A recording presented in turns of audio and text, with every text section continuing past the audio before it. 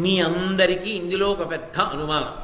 శ్రీరామాయణంలో ఉన్నటువంటి గంగావతరణానికి మహాభారతంలో చెప్పినటువంటి గంగావతరణానికి భేదం వచ్చింది కదా, ఇలా తేడా ఎందుకు వచ్చింది అని. ఇదే కాదు, భారతంలో రామాయణ కథ కూడా వస్తుంది.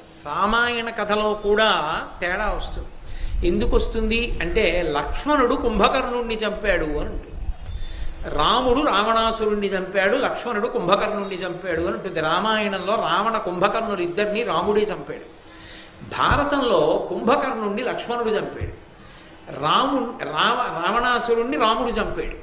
అదేమిటండి, వ్యాసుల వారు వ్రాసింది నిజమా, వాల్మీకి వ్రాసింది నిజమా? వ్యాసుడికి వాల్మీకి ఎందుకు వచ్చింది ఈ తేడా అని ఒక పెద్ద అనుమానం ఒకటి ఉంటుంది సహజంగా భారతం చదివేటప్పుడు.